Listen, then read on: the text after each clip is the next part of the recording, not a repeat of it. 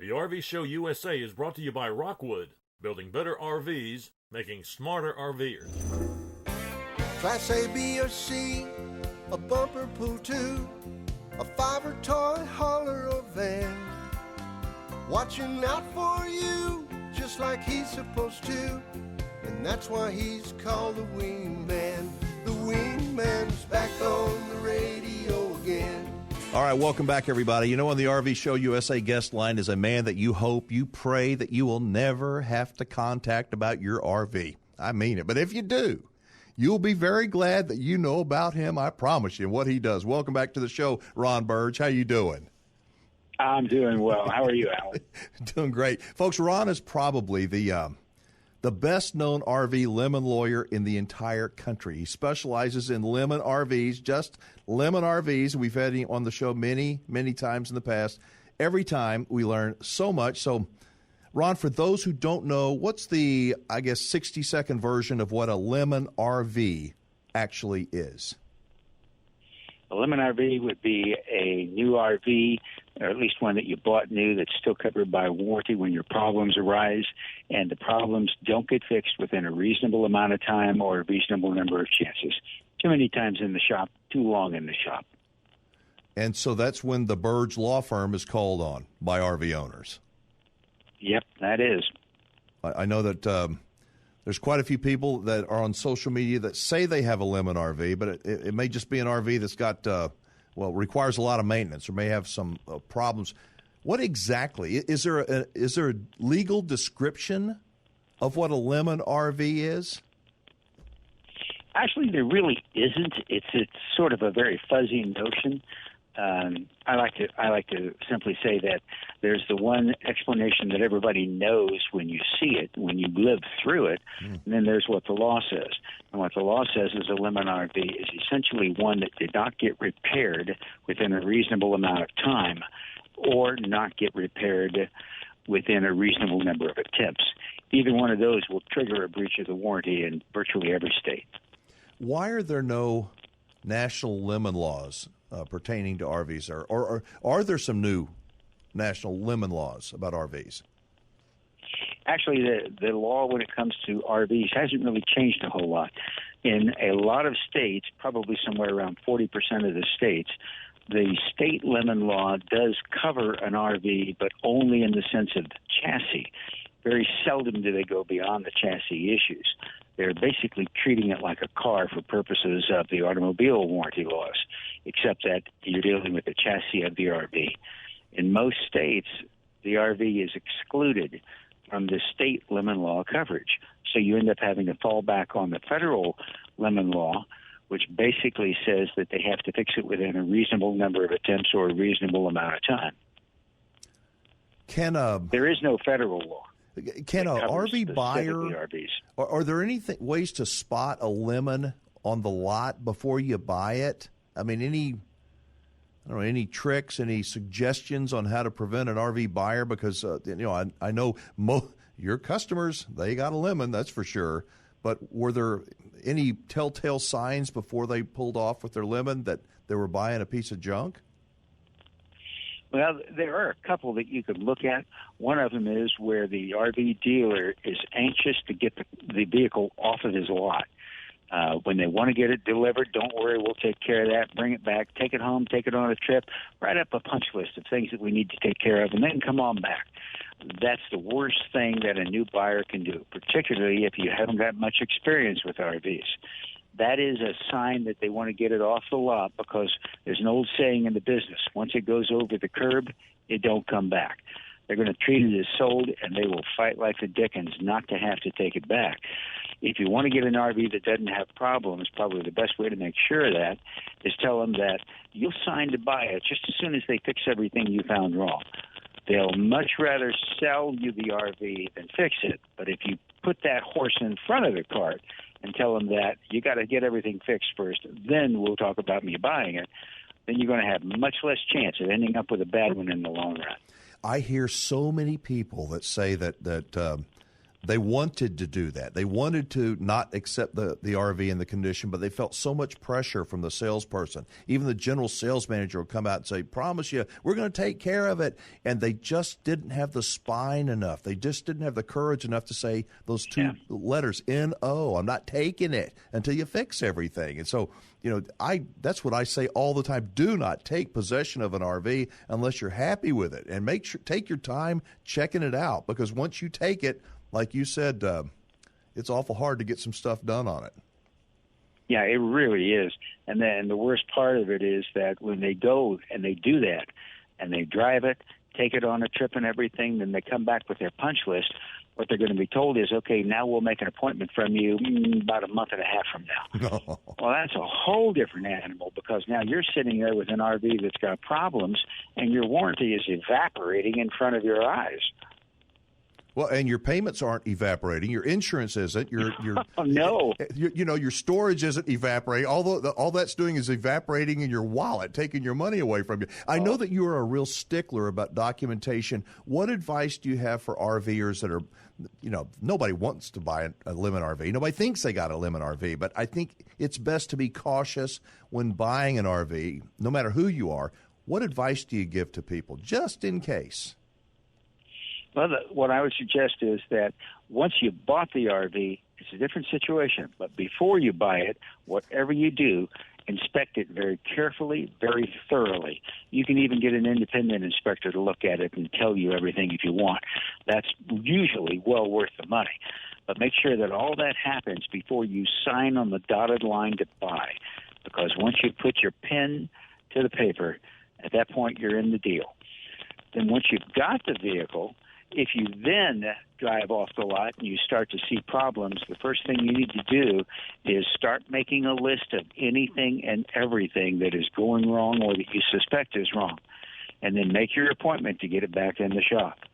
But once again, the way to prevent a lot of this is to make sure right up front you don't drive it off the lot with something needing to be fixed.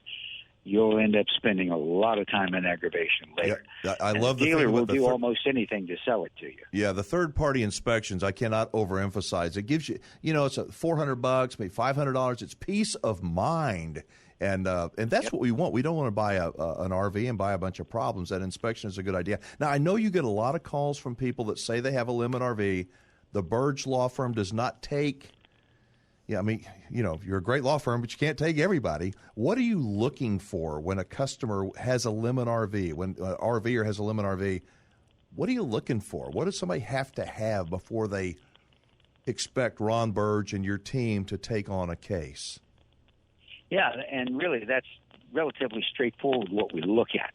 We look at some specific factors that are in the situation. We want to know that the customer has tried to get things fixed and been back to the shop at least 2 times, if not 3 or 4 or more. If you haven't been back 2 times, in most states, you're not going to have a legal right to do a lot about it. Also, it depends on the nature of the problem. So the quantity of repair trips in and out of the shop is important.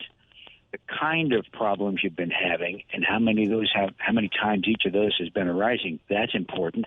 The total number of days out of service, and by that I mean in the shop, not just sitting in your driveway waiting for the appointment to come up, but in the shop. How many days out of service added all up together? The worse that situation gets, the easier it's going to be for you as an owner to get where you want to be, getting rid of it or getting your money back or getting a chunk of your money back so you can go do something else. Document it all. Can you give me an example of a biggie lemon lawsuit that you've been involved in? Yeah, I've got a couple of them that come to mind immediately. One of them was an $800,000 unit where it had chassis problems and it had a always drifting off to the side and never holding the road straight problem, which eventually made it impossible to drive. And it was a chassis issue in the long run, and the chassis company ended up buying it back. Another one I had, it actually had a fire caused by the inverter, and that was just a total catastrophic problem. There's nothing worse than a fire inside an RV. Oh, my goodness. All right, Ron Burdge, hang on, folks. He's a junkyard dog and fights like the devil for RV owners who've got a real lemon RV. I'm Alan Warren, the RV Wingman. We'll be back for another segment right after this. The RV Show USA. way. Start living the RV dream today. All right, Alan Warren, the RV Wingman, back with you, along with our badass RV lemon lawyer, Mr. Ron Burdge. So, Ron, with all the sudden interest in RVing from so many new RVers, what do you see up ahead in terms of business for your law firm? Well, I guess the business for the law firm is very likely to increase. The problems out there with new owners in particular who don't have much experience with RVs, that's going to end up causing a whole lot of problems for the industry, for dealers, and for people like me. What can somebody do? You know, I try to be a consumer advocate, and I want people to be cautious. I say it's better to be a little bit paranoid than just, accept everybody's word on things. I don't want to scare people away from RVing. I just want them to be very pragmatic and about their decisions. What advice? What can you tell people to do to minimize their chances of getting a lemon? I'll tell you, probably the best tip I can give anybody is make a diary. Before you buy the RV, start making a diary of what you went through to buy the RV, is to select it, to buy it, go through that process, and then ultimately when things start to go wrong, it's a diary about how the RV has been for you. Keep it going all the way through, including when you go in and out of the shop, what you said, what they said. When you call them, what you said, what they said. As sure as you do that, it's Murphy's Law. As sure as you do that, you won't end up having as bad a case as you think, and the RV will be okay. As sure as you don't do that, you can pretty well figure that you'll end up with a disaster. Absolutely. That's great advice. What percentage do you think of people that call your law firm that think they have a lemon RV actually have one? I mean, most of them, half of them, 10%, I don't know. Oh, I'd say probably somewhere around 80% of them. They're generally pretty patient people, RVers, until you get to the point where the frustration maxes out. And what maxes it out is defects in the RV that get them back in and out of the repair shop lots of times, phone calls that don't get answered or don't get handled properly. All of that aggravation builds up. For somebody to get that aggravated, they pretty well probably have a lemon. Yeah. Generally speaking, do you get more clients with lemon RVs that they bought from a mom and pop, a smaller dealership, or lemons sold by the majors, the Camping Worlds, La Mesas, General RV, Dixie? I mean, I'm just saying some of the big boys that have lots and lots and lots of locations, or about the same? Almost always the big boys. You very, very seldom see a complaining person call us or come in the office where they bought it at a small dealership. It's the big ones that don't handle people right and cause a lot of their own problems. And those problems flow up to the factory because they're there on behalf of the factory to do the warranty work. So when these big boys, and I know it sounds like I'm trashing them, but when somebody is so big that they're just getting these RVs out as fast as they can, roll them out the parking lot, hitch them up, and get people out of the driveway, it's awful hard to take care of everything. And then when they come back, you just end up going to, I call it RV purgatory. It's just a nightmare for a lot of people. Yeah, that's exactly right. You come back with problems and you want to get it fixed, and you find out that there's not as many people in the service area as there are RVs that are waiting to be worked on, which means you get in a line even though you had an appointment, and it just goes from bad to worse and even worse. Okay, you are the Burdge law firm up in Ohio. Why did you pick RVs to create your entire law firm and focus on? Why not divorces or, I don't know, personal injury lawyers? What was it about RVs in Ohio? RVs are a whole lot more fun to handle as a case, and also you really meet the nicest people who own RVs and do RVing, and that's really good. I like that feeling. But more than anything else, RVs and the people who buy RVs, they're a different situation. A lot of the people who buy RVs buy them so that they can enjoy the years that they have left, go around just simply camping out, visiting with the family, seeing the things that are in this world, and particularly in this country, they didn't have a chance to when they were all working. It's the RV mystique, and it's what they planned on doing. And then they even spend some of their retirement money on it, and then things start to go wrong. And when you get a bad RV, you know what that really does? What that does is it eats up part of your life.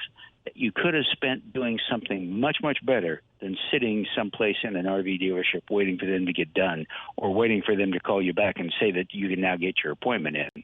Yeah, amen. Now, you're in Ohio, but I know that you got clients all over the country. I don't, without getting too technical, you're licensed? Is that how it works? You're licensed in a bunch of different states, or?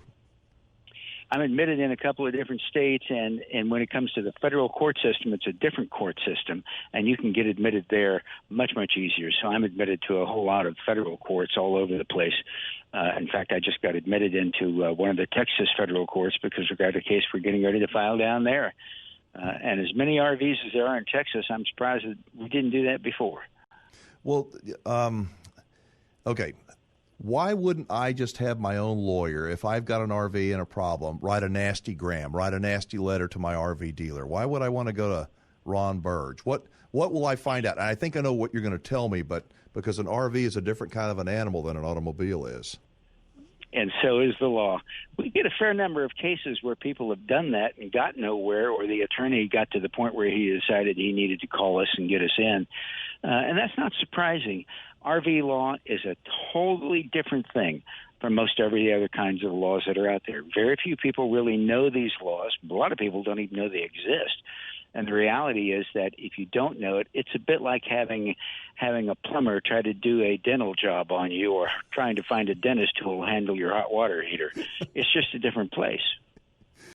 Well, finally, I want to get your take on education or lack thereof of education of the RV consumer, because so many RVers, even before this sudden rush post-COVID, there's just, to me, there's such a chasm that people, they don't even know what they don't know, and they're getting ready to experience problems. Many of those problems are avoidable, but talk to me about education, or maybe the lack thereof, and what are your thoughts about helping people? I think if you're a first-time RVer, first one you ever bought, first one you ever thought about, first thing you probably ought to do is not buy it. You ought to rent one.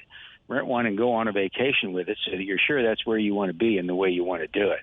And then start looking around. Figure out what your budget is. Figure out what you're looking for, what amenities you want in it.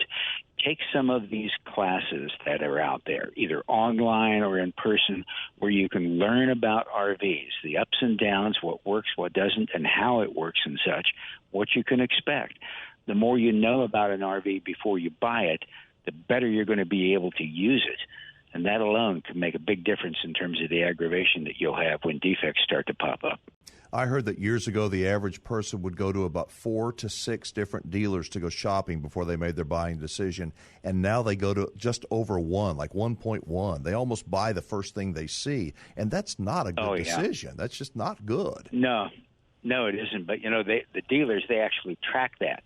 They know roughly how many different dealers you've been to. They know whether your first contact was by email or whether it was by a phone call or how it came to be.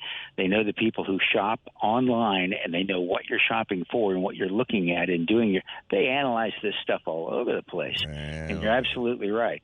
They also know that when a buyer comes in, that's usually their first and only chance to sell them. That's why they push so hard. You really are in a driver's seat. Ron, we got to wrap it up, but I guess the call to action here, people, if you want a good source of information that's free, Ron, go ahead and give out your website, and then we're going to have to jump. It's easy. RVLemonlaw.com. That's us. All right, RVLemonlaw.com.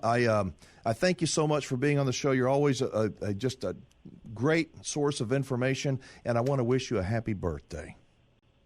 Why? I know it's not your birthday yet. You're going to Alan. be joining me on the show the night before your birthday, and anyway. Yeah, and I'm looking forward to that. But thank you for the time today. This was enjoyable. I like it, and I hope we got some good info out there. We did. All right. If I truly had a lemon RV, there's no doubt who I would try to get to represent me. That dude is a badass in a really good way. Again, his website, RVLemonlaw.com. One more thing. Like I said, Ron's going to be joining me in the live stream this coming Wednesday, starting at 7 p.m. Central Time. We'll be taking calls from our listeners. If you'd like to call and talk with Ron Burdge, me too, here's all you need to do. Grab your cell phone right now, and send me a text. When you do, I'll send you a text on Wednesday night when Ron and I are ready to take your call. Make sense? All right, so you can also leave us a voicemail, and I promise to try and play it during the live stream. So grab your cell phone, text the word Wingman, one word, Wingman, just like it sounds, to 38470. Wingman to 38470. And if you want to leave us a voicemail, that number is it's a voicemail only, so nobody's going to answer. It's 1330-WINGMAN. Again, 1330-WINGMAN. Thank you so much for spending some of your day with us. We appreciate it a lot, and we hope to see you in our next live stream. Until next time, I'm Alan Warren, the RV Wingman, reminding you to be safe, have fun, play nice, and don't leave your good manners at home. Bye-bye, everybody.